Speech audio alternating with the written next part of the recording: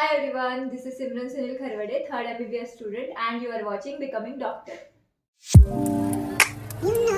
today मैंने अपने channel पे भूमिका एंड अनम जो कि मेरे कॉलेज के फर्स्ट ईयर के स्टूडेंट हैं जिन्होंने अभी अभी एंटर किया है एंड अभी अभी नीट क्रैक किए हैं. तो I am going to ask some questions about their journey and for guiding NEET aspirants. So stay tuned. Hi Bhumika, hi Anam. Hello, ma'am. Please introduce yourself.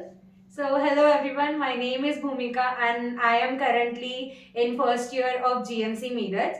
And I'm basically from Mumbai, and I've got 656 marks in NEET 2024. Okay, and what about you? Hello everyone, this is Khan Anam from Mumbai and I scored 665 and 8 and now I am at GMC Meerut. So, have you taken any drop for reaching here or it was your first attempt? It was my second attempt. In first attempt, I had scored 575 marks, which is a decent score for getting a government college. Yeah. But then in third round of counseling, I had made a mistake about choice filling. Okay. And मैंने government जो college मतलब ऐसे GMC Sindhudurg डालना था, मैंने उसकी जगह private डाल दिया. And I got that allotted and I couldn't do anything about it. So फिर I decided after like a month I would take a drop and go for it again. So फिर in December I started studying again because the 2 months were very depressing and all. And फिर उसके बाद I got to a college, which is very... Congratulations. Thank you. And what about you? No, it was my drop. It was not my first attempt. In my first attempt, I scored 345 marks. दूसरा कोई course ले लूँ, kind of BHMS या BUMS, but बहुत late decide हुआ कि मुझे drop लेना है. फैमिली प्रेशर, फैमिली ने भी बोला कि एक दो चांस देना चाहिए करके, तो फिर ये मेरा From 345 to 665, right? Yes, ma'am. It's very big achievement. Congratulations to you. Can you give some subject-wise advices like physics, chemistry, biology for NEET aspirants? Yeah, so I personally believe that NCERT is the Bible. और मेरे जो teachers थे, professors थे, उन्होंने भी हमेशा मुझे NCERT पढ़ने ही बोला है. Even for physics, even for chemistry, biology तो ऑफ कोर्स, क्योंकि according to like the recent trends statement based questions physics में भी बहुत ज्यादा इंक्लूड होने लग गए. So you have to read NCERT from the start. Like मैंने तो नहीं पढ़ी, मुझे बाद में रियलाइज हुआ, लेकिन इफ यू रीड इट फिर तुम्हें बहुत ईजी जाता है स्टेटमेंट बेस्ड क्वेश्चंस करने के लिए. सो फॉर फिजिक्स और फिर न्यूमेरिकल्स जो होते हैं उसके लिए तुम पहले से ही प्रैक्टिस करो. मतलब the key is to practice MCQs for every subject. And chemistry का रिएक्शंस मैं हमेशा लिख के प्रैक्टिस करती थी, सारे रिएक्शंस ऑर्गेनिक के, इनऑर्गेनिक के. एंड हाँ, हमें पी ब्लॉक वगैरह कैंसिल नहीं हुआ था तब तक, तो मैं रोज सुबह उठ के पूरा इनऑर्गेनिक 2 घंटा रिवाइज करती थी, पूरा इनऑर्गेनिक. तो जो चीजें मुझे लर्न नहीं होती थी आई वुड स्टिक इट मेरे रूम में, और सुबह उठ के मैं पानी जब तक गर्म होता था तो मैं सब पढ़ लेती थी आजू बाजू का जो भी. तो फिर that was very convenient way. जो लर्न नहीं होता था वो सब मैं वैसे लिखती थी. तो फिर जेनेटिक कोड या फिर बायोटेक का जो भी था वो सब मैंने वैसे लिख के रखा था. जो बहुत इंपॉर्टेंट चैप्टर्स है वो सारे मैंने वैसे लिख के रख दिया, क्योंकि बायोटेक से आई थिंक 12 क्वेश्चंस आते हैं नीट में टोटल बायोटेक से. So it is very important chapter. तो उसके एंड देन नीट में लाइक एनसीईआरटी में बाजू में I would make short notes सारे जो मुझे इंपॉर्टेंट लगता था वो सब. So NCERT is the key. Practice every day consistently, you will get it. तू ना बहुत मेरे टाइप की है. मैंने भी सेव किया था, मैं भी ऐसे ही चिपकाती थी और ब्रश ब्रश करते टाइम मैं रिवाइज करती थी. मैंने एनिमल किंगडम चिपकाया था. हाँ, चैप्टर एनिमल किंगडम के लिए I used to make tables. तो सारे फिर वो वैसे रिवाइज करने में बहुत इजी जाता था, फ्लो चार्ट्स एंड टेबल्स. अच्छा, और तू बता. मैंने तो फिजिक्स के लिए लाइक जैसे इसने बोला NCERT is important, like statement based तो अभी बहुत आ रहा है. तो एनसीईआरटी अगर आप नहीं पढ़ पा रहे हो, फॉर एग्जाम्पल लाइक आप ड्रॉपर हो तो आपके पास सिर्फ 1 साल ही है, तो उतना नहीं हो पाएगा कि आप एनसीईआरटी भी करो and then question practice and all. तो try to focus on the lectures in the class. जैसे कि जो भी सर बोल रहे हैं वो थेरेटिकल चीजें बोलेंगे, तो आप ऑन द टाइम उसको अपने नोटबुक में नोट डाउन करो. फिर बाद में आप रिवीजन में वो चीज देख रहे हो तो आपका theoretical I didn't get any theoretical question wrong in NEET because मैंने बस जो लेक्चर में सर ने बोले वो मैंने थ्योरेटिकल मार्क की बुक में लिखी एंड वो रिवाइज करी एंड वही आता है घूम फिर के, क्योंकि एनसीईआरटी सर तो क्लास में लेक्चर्स आप जो भी देख रहे हो वो कवर अप हो जाते हैं। एंड फॉर फिजिक्स या फॉर केमिस्ट्री एनसीईआरटी तो करना पड़ेगा, क्योंकि इवन हमारे ऑर्गेनिक के सर भी बहुत अच्छे थे, उन्होंने बहुत अच्छे से सिस्टमैटिक सब पढ़ाए थे, बट स्टिल अगर एनसीईआरटी नहीं करती तो वो नहीं होता मेरा, क्योंकि वो डायरेक्ट बेस्ड क्वेश्चन आते हैं। तो केमिस्ट्री के लिए एनसीईआरटी अगर आप फिजिकल के लिए नहीं कर पा रहे हो, थोड़ा कुछ चैप्टर्स कर रहे हो, थर्मोडायनेमिक्स कर लो, ऐसे कुछ थ्योरेटिकल पार्ट कर लो, अदरवाइज करो, ट्राई करो कंप्लीट करने के लिए केमिस्ट्री के एनसीईआरटी। और बायो तो कंसेप्चुअल भी रखो, एनसीईआरटी भी रखो, लाइक ट्राई करो कि 3-4 महीने पहले नीट के बायो का कंसेप्ट आपका क्लियर है, फिर आप सिर्फ एनसीईआरटी पे फोकस करो और उसके बाद तो बस एनसीईआरटी है। बेसिकली एनसीईआरटी करना है। Give some tips for your juniors for how to cover backlogs. So personally, I am a girl who cannot study for long.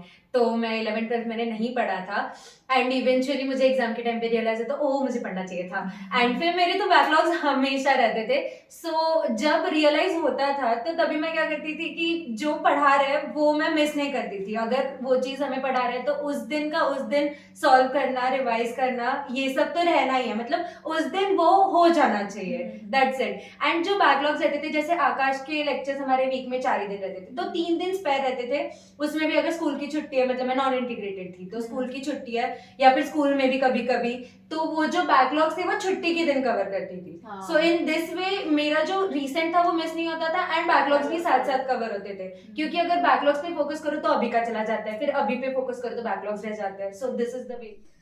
Backlog like पहले तो ट्राई करो कि बैकलॉग रहे ही ना, क्योंकि बहुत डिफिकल्ट होता है उसको ओवरकम करने के लिए, क्योंकि आपका करंट भी चलता रहता है और नीट में इतना भी नहीं है कि हो गया फटाफट क्वेश्चन देन खत्म हो गया टॉपिक, उसको बहुत दिन मतलब आपको 7-8 आवर्स डे पढ़ना पड़ता है करंट टॉपिक के लिए।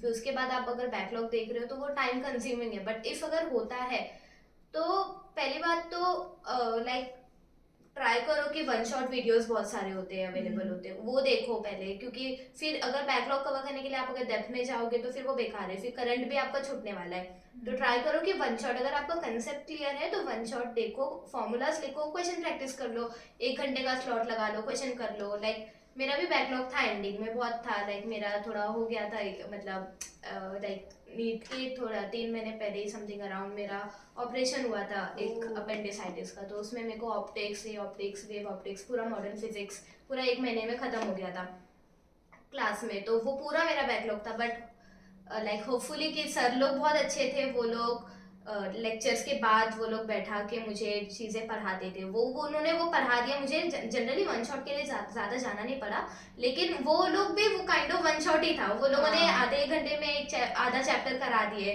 नोट्स मैंने किसी और से मांग ली, बस मेरा काम था उसको अब बस क्वेश्चन करना। लाइक अभी मैं उसमें नोट्स बनाऊंगी, उसको सब करूंगी, तो उसमें मैं टाइम वेस्ट नहीं कर सकती, बस मैंने पढ़ी, दूसरे की नोट से पढ़ ली, देन क्वेश्चन प्रैक्टिस कर ली, वो हो जाता है लास्ट टाइम पे। बस आप उस चीज़ को रिवाइज ज़्यादा करो। बैकलॉग को रिवीजन इज इम्पॉर्टेंट, क्योंकि आप उसको डिटेल में नहीं कर रहे हो, तो उसको रिवाइज करो बस अच्छे से और हो जाता है। लाइक पहले तो खत्म, मतलब ट्राई मत करो, बट ठीक है हो गया तो फिर हो जाएगा, ऐसा कुछ नहीं। बैकलॉग वो प्रेशर आता है, हो जाता है। True. Any other tip for your NEET aspirants? I would personally suggest कि जब तुम लोग न्यू 11th में आते हो, 12th में आते हो, यू आर एस्पायरिंग नीट, तो उसके बाद तुम सारे सीनियर्स को जाके पूछते हो कि कैसे पढ़ना चाहिए, but the key is to just sit and study. मतलब सबके पैटर्न्स अलग अलग होते हैं, सबको अलग अलग चीज़ें एप्लीकेबल होती है। And the second thing is, अगर तुम लोग ने कोई कोचिंग, कोई इंस्टीट्यूट लगाया है तो जस्ट ट्राई कि you keep up with them. अगर तुम लोग ऐसा लगता होगा कि यार ये टीचर कैसे पढ़ाता है, but what ever he is teaching उस दिन तुम्हें वो समझ जाना चाहिए, that should be your goal. ऐसे नहीं कि तुमने 6 घंटा बैठ के तुम्हारा कुछ हुआ ही नहीं, that's not productive at all. तो आई वुड सजेस्ट कि ज्यादा बाइफर्केट नहीं होना, अलग अलग बुक्स, इतने बुक्स ले लिए, उतने बुक्स ले लिए, इतने क्वेश्चंस जो तुम्हारे मॉड्यूल में है ना वही PYQs वहाँ पे ही होते हैं. मतलब मैं जो इंस्टीट्यूट जाती थी उसमें ही PYQs, उसमें ही एकदम एक्स्ट्रा क्वेश्चंस भी रहते थे, एकदम एक्स्ट्रा चीज़ें भी रहती थी. So try to keep up with the institute. Don't go इधर उधर, सबकी गाइडेंस लेने की जरूरत नहीं. यूट्यूब पे सबका मोटिवेशन लेने की जरूरत नहीं है. The motivation is from the within and you have to sit and study. सिर्फ उतना ही करना है, बाकी तो हो जाता है. एंड सेम इसने बहुत ये बात बहुत सही है कि कोचिंग को लाइक स्टिक रहो. जो वो लोग मॉड्यूल दे रहे हैं वो लोग ऑब्वियसली वो चाहेंगे कि हमारे बच्चे अच्छे मार्क्स लाए. तो वो लोग उस हिसाब से अपना मॉड्यूल डिजाइन करेंगे कि आपको क्या क्वेश्चन आने के चांसेस है नीट में, कितने आने के चांसेस है. आप अलग अलग लोग सबसे पहले तो ज़्यादा परेशान रहते कि कौन सी बुक सॉल्व करे, क्वेश्चन किस में से सॉल्व करे. जो वो मॉड्यूल दे रहे हैं, मैंने जो इंस्टीट्यूट ली थी मैंने उनके मॉड्यूल फॉलो की ब्लाइंडली. उनका ही टाइम टेबल, वो हर वीक हर मंडे हमारा टेस्ट रहता था. मैं एक वीक का टाइम टेबल बनाती थी कि मुझे पूरा वीक क्या पढ़ना है. तो मैं मेरा टाइम टेबल कभी नहीं बनाई. वो लोगों ने जो बोले कि ये मंडे ये आएगा वो मैंने लिखी, वो एक वीक में खत्म हुआ. और एट द एंड जब मैंने देखा नीट से पहले तो हाँ मुझे सारे चैप्टर याद है, मुझे सब कुछ याद है. तो वो बस इसलिए था कि मैंने उन लोगों पे एक बिलीफ रखी. लाइक अगर मैं वहाँ पे जा रही हूँ तो मुझे वहाँ पे भरोसा रहना चाहिए कि तो बस उनको फॉलो किया और एट द एंड वो रिजल्ट बहुत अच्छा आता है. तो आप उनको फॉलो करो, वो लोग रिवीजन के साथ सब करा देंगे. तो आप लोग अभी डॉक्टर बनने वाले हो, इट्स वेरी बिग अचीवमेंट. तो ये जो सक्सेस आपको मिला है तो आप किसे डेडिकेट करना चाहोगी? So it was first of all God, because any resource, any person he had sent to me was the perfect person for me.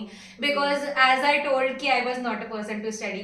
तो मेरी mummy was very strict with me during the NEET phase कि नहीं you have to study, तू यहाँ नहीं जा सकती, तू वहाँ नहीं जा सकती. And I think that was the best for me क्योंकि मैं तुरंत distract हो जाती हूँ. So thanks to my parents, my teachers, क्योंकि मेरे टीचर्स पर्सनली मुझे बहुत अच्छे मिले थे. When I went to 12th, our botany teacher, his name was Nitin sir, he was our favourite teacher and उन्होंने हमें सिखाया कि एनसीईआरटी कैसे पढ़ते हैं. That is a very important thing. मतलब तुम्हें ये पता है कि पढ़ना है but you don't know about the details कि समरी में अलग चीज होती है, मेन में अलग चीज होती है, कहीं कहीं कुछ छुपा होता है, डायग्राम के नीचे छुपा होता है. And it is very important. So our teachers were the best. And of course friends, मेरी बेस्ट फ्रेंड जो थी, जैसे मैंने बोला मैं पढ़ती नहीं हूँ तो वो मुझे जबरदस्ती क्लासेस लेके जाती थी. मैं उसके साथ बैठे. She was the like second topper of our batch जो फर्स्ट अटेम्प्ट में थी. She is in KEM right now. तो फिर उसकी वजह से इट वाज वेरी कन्वीनियंट क्योंकि वो पढ़ते हुए देख के फिर मुझे फोमो होता था. फिर I used to study as well. हाँ, फिर वो मुझे साथ में बिठा के ऐसे बोलती थी कि ये ऐसे होता है, वो वैसे होता है. So she was a person whom I would dedicate everyone. So yeah. What about you? Same. Firstly तो गॉड. अगर वो चीज़ नहीं रहता लिखा हुआ कि मेरे को आज यहाँ पे रहना है तो वो नहीं रहता. सेकेंडली पेरेंट्स में भी बेसिकली मेरी मॉम, उन्होंने बहुत सपोर्ट किया है. वो खुद मुझसे ज़्यादा इमोशनल थे कि बस मुझे कैसे भी मेडिकल कॉलेज में उनको देखना है. मैं कभी भी इमोशनल रह के उनको नहीं बोल सकती मम्मी मुझे नहीं हो रहा है मुझसे. वो अपसेट हो जाएंगे. मुझे उनको मोटिवेट करना पड़ता था. मम्मी मैं कर लूँगी. वो मैं मोटिवेटेड रहना पड़ता था उनको देख के. काइंड ऑफ वो सबसे बड़ा मोटिवेशन था. और सेकेंडली हेल्दी कंपटीशन था क्लास में. तो वो जाते थे तो फ्रेंड्स है, सबके मार्क्स आ रहे, तो मुझे उनसे थोड़ा हेल्दी काइंड ऑफ कि बस उनसे ज़्यादा लाना है, ये करना है, थोड़ा इम्प्रूवमेंट है. अभी मैं टॉप 5 में आ रही हूँ, लेट्स टॉप 3 में आती हूँ. मतलब धीरे धीरे अपना इम्प्रूवमेंट देना है उस हिसाब से. और टीचर्स भी बहुत अच्छे थे, जैसे मैंने पहले बोली, वो मुझे बैठा के इतना पढ़ाए. 2-3 महीने पहले उन लोग ने बोल दिया है तुम्हारा सिलेक्शन पक्का है, डोंट वरी, तुम रेस्ट करो अभी. तो बस टीचर्स भी अच्छे मिल गए, पेरेंट्स भी सपोर्टिव थे. And That was so nice of you guys. Thank you so much for giving interview. Thank you ma'am. Thank you, ma'am, for having us. That was a great opportunity. Yeah. और आपसे interaction भी बहुत अच्छा था. We were having fun.